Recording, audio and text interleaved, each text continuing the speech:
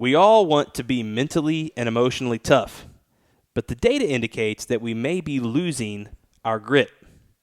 Are we more mentally and emotionally fragile than we've been in previous generations, or is there something more going on? We're going to look at this deeper and share some recent research that might surprise you. Let's get started.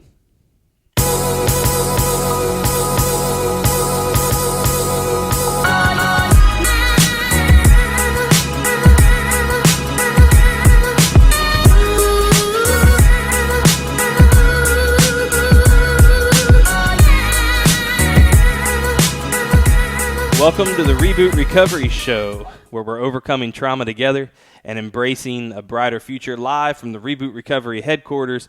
I'm your host, Evan Owens, here with Lori again today. Thank you so much for joining us. We're excited about the topic, and we're excited that you are here.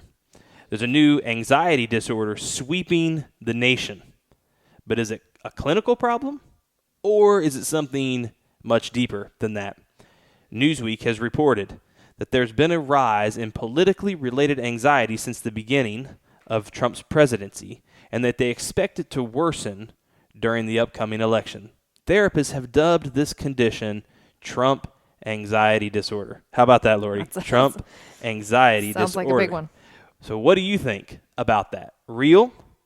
Or is it just a trumped-up term used by overly sensitive people? And yes, that was pun intended. Beautiful writing right there by our team. That's amazing. You know, we're going to talk about this a little bit today, and we're going to actually point to, I think that it raises a larger question, something that really I think gets to the heart of this, and that's this question. Are we more emotionally fragile and mentally fragile than we have been in previous generations? Have we become too sensitive as a society? You know, we really want to hear what you think about this and what we talk about in the show today. We'd like you to weigh in on Twitter at REBOOT Recovery, or find us on Facebook by searching for REBOOT Recovery, and let us know what you think about this. But before we get started, as always, we want to make sure to answer some of your questions and cover what matters most to you. And so for that, I'm going to pass it over to Lori to get us started. Awesome. We've got a good one this week, but it is on a serious topic. A listener says, I was raped 6 years ago, and it happened by someone who was a close personal friend. And while it impacted me at the time, I was able to heal with just a handful of counseling meetings. 6 months ago, I got married, and for some reason, I'm starting to have all kinds of painful memories and symptoms all of a sudden. Is this just due to added stress, or do you think it's something more? Wow. Thank you for throwing me a softball to get us started this morning. That's wonderful. Well, you know, I think first off, the courage it took to even submit that question, you know, thank you for that. And I want to affirm that it shows that you're on the path to healing, and you're still on that path to healing by the fact that you're still reaching out and that you're still wanting to grow from that. So I want to affirm that. Rape is, of course, it's a physical assault, but I think it's so much deeper than that, and that really it is a violation of trust, right? That we believe in general that we are safe, but yet, and we trust that others are good, that God is good, and we trust ourselves that we're aware enough of our surroundings to keep ourselves in most situations safe.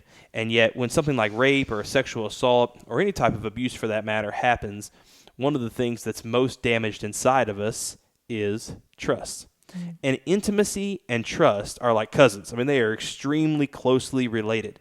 And marriage brings us to the next level of intimacy. And I don't mean intimacy necessarily in the romantic sense. I mean intimacy just in the vulnerability sense. You know, I was thinking in my marriage, there have been moments that I would say are the most intimate moments in our marriage with my wife that you know, Jenny and I, you know, honestly, they weren't moments about, you know, being sexy and all this kind of stuff. It was really moments where she was extremely vulnerable or I was extremely vulnerable. And I would say that was the most intimate moments. And marriage brings that to the next level of intimacy. So it could be that this increased level of intimacy, perhaps physical intimacy, but also in the other kind I'm talking about, could be actually triggering some of your symptoms to come back again. Maybe some symptoms that had been dormant have sort of been given new life by this increased intimacy. And that is very possible. It's also normal. So I want you to hear that what you're experiencing is not abnormal. It's actually a normal reaction to an abnormal experience. But it also could be other things. It could be a change in habit, less sleep, more free time, less sleep, free time, more coffee, hormonal changes, a variety of other things that it could be. And obviously I'm not here with you in person right now where I can, get into the roots of all those things. But the important thing for you is to first recognize that what you're going through is normal and that it's a process. Number 2 is to invite your spouse into this conversation. He can and should and will become your biggest ally. And for you, it sounded like counseling worked for her. Is that what she had said? I was trying to keep up. Yeah, that counseling worked for her in the past. And so I would recommend revisiting that. Give that a shot again, because if it was so effective, it sounds like you had good rapport with your counselor, and it sounds like that's a good solution. And again, thank you so much for submitting that question. Hopefully that helps a little bit. Yep. Here's one more. He shares, I have been a police officer for over 14 years. Earlier this year, I attended your Reboot First Responders course at my church, and awesome. It really helped me unpack some things I had never dealt with. But despite all of the healing, I still have a hard time controlling my anger. What am I missing? Well, I know that none of our other listeners ever have a hard time controlling their anger, right? Me with raising my kids, I never have trouble with that.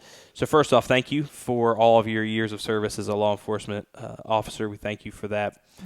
Yeah. And also, it's awesome. He attended our Reboot First Responders course. If you're listening and you're in the first responder community, you want to learn more, you can visit our website, rebootrecovery.com, and chances are we've got a course near you. The first thing I would say is that anger, and this is important for those of you listening, anger is not a sin. Anger is not a sin. Anger of itself is not wrong. It's merely an emotion. Yeah. It's really what we do, our response to that anger, that is where sin and bad things and hurtful things can enter the equation. And so a couple times I think he used the phrase to control my anger. Mm-hmm. Well, you can't control your anger because anger is a natural, I would say, God-given emotion. As a matter of fact, we see God getting angry a lot of times throughout Scripture. And so, again, using the correct language, your goal is not to control or manage your anger. Your goal is to control or manage your response to that anger.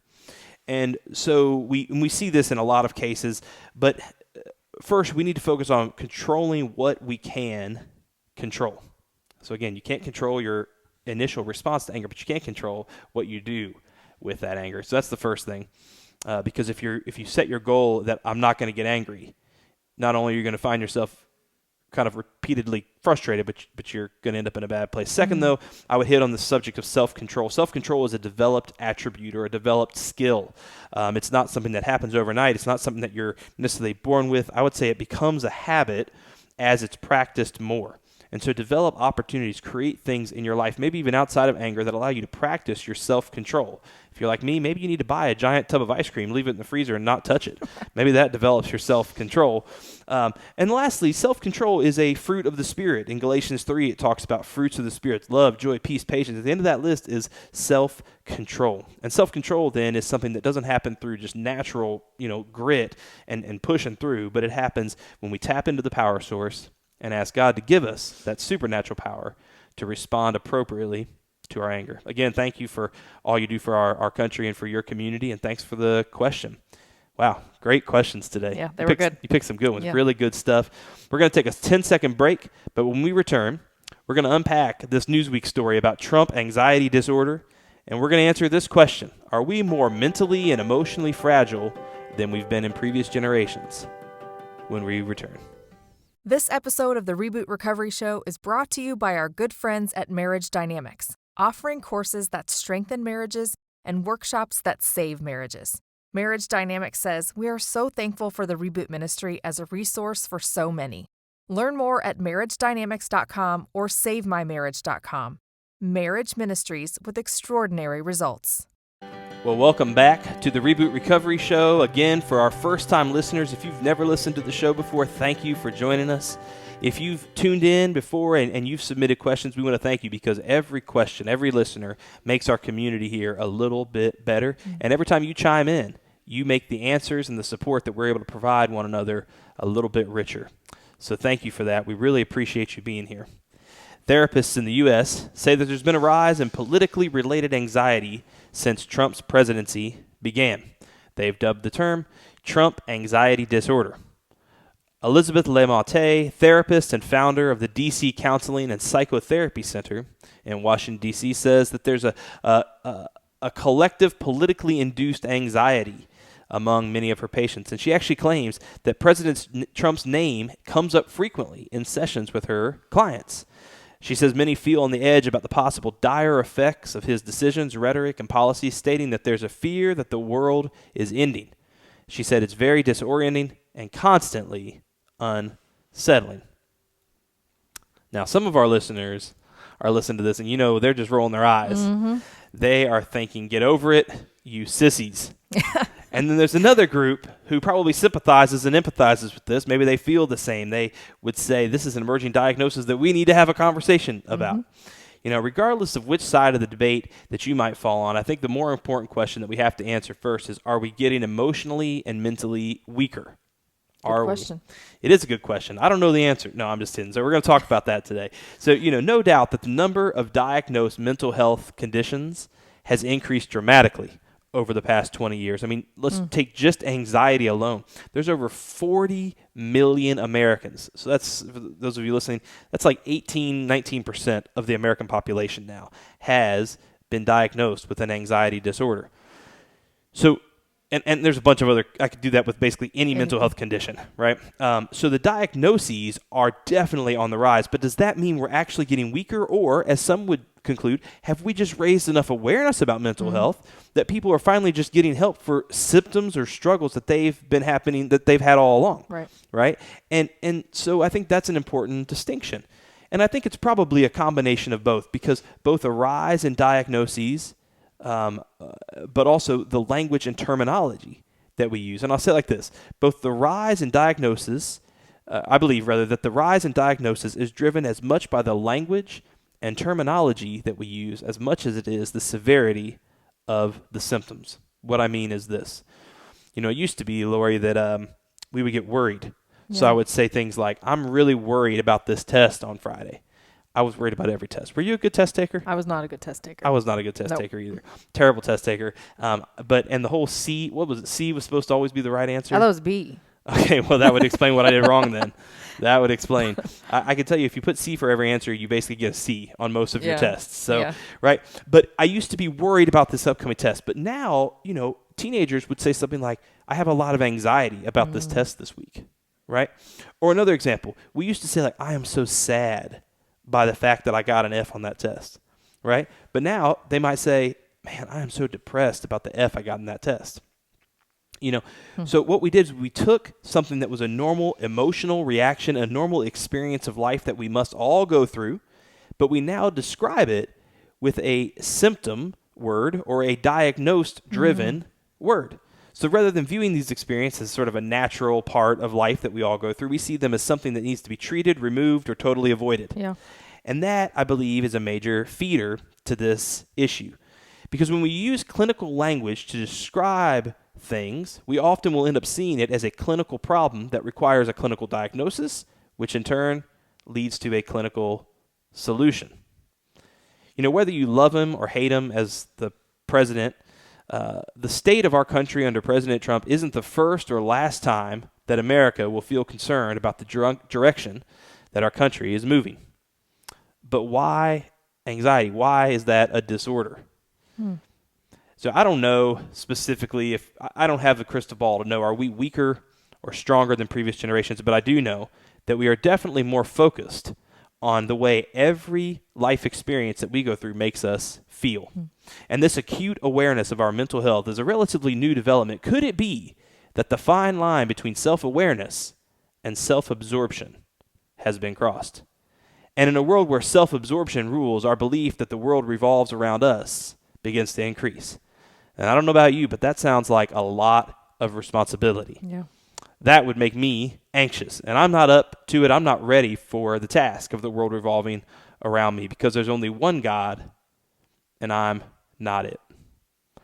But what do you guys think? What do you think? I'm interested to know what our listeners' reactions would be, so find us on Facebook at Reboot Recovery, on Twitter at Reboot Recovery, or email us at show@rebootrecovery.com. Until next time, keep moving forward as we overcome trauma together.